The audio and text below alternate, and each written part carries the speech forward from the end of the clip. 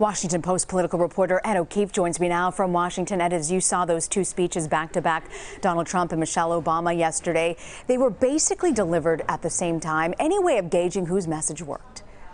Well, I think it's going to appeal certainly to the base of either candidate, whether it's Trump or Clinton. They were reinforcing essentially what the supporters for either of those candidates really believe. I have a feeling, though, that Mrs. Obama's words, given her stature as First Lady, may resonate a bit more with people who are concerned with what Trump has apparently done and said in the last few days.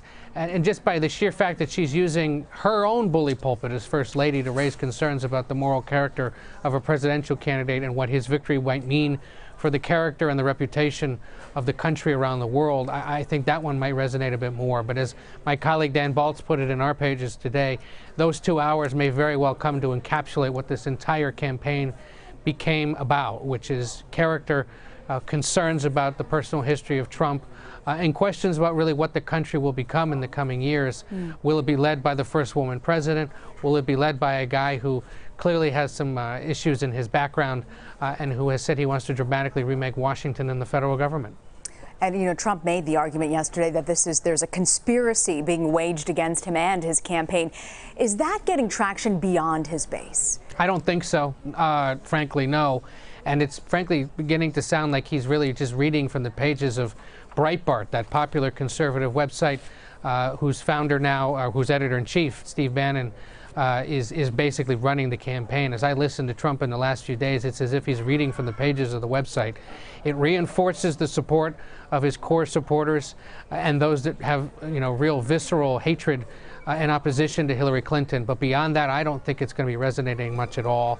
People, I think, can see very clearly now from video evidence, from the sworn testimony that he's given in various cases, to tax records, to the testimony of people who say they've been harmed by him in one way or another, that there's plenty of evidence there to suggest he's up to something bad. He can claim that it's a conspiracy, but that doesn't seem to be what most Americans think at this point. Mike Pence spoke earlier this morning to CBS this morning about the allegations surrounding his running mate. Let's take a listen to that and talk about it on the other side.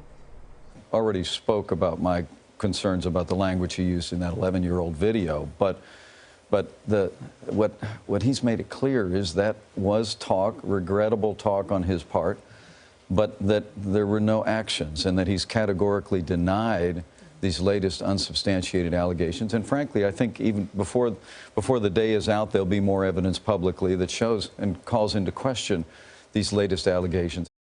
So Pence says stay tuned for evidence backing up Trump. What are we expecting here, and is it a little too late for that? It probably is. Trump has said in the last few days, his surrogates have said, now you see Pence saying that they have evidence suggesting that what these women have said in the last few days is false. We'll see what it is. If there is evidence, one would think it might be out by now. What's he waiting for? This is consistent with how he has responded to similar questions about his business behavior, about his personal behavior in the past, trying to discredit those that are accusing him of wrongdoing, suggesting that he has alternative evidence. And it usually doesn't materialize or is pretty weak sauce once it does. So we'll see. You know, we trust the reporting of the New York Times and others that say that, you know, they have evidence of this. The women who have come forward have been corroborated by others who know them.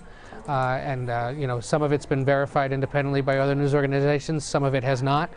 But it's out there, and it's mostly come in the last few days in response to what he said at the debate, that he had never done this. And I think it's telling that so many different women across the country who don't appear to know each other, don't appear to have coordinated, despite what Trump might think, has said now what they've said.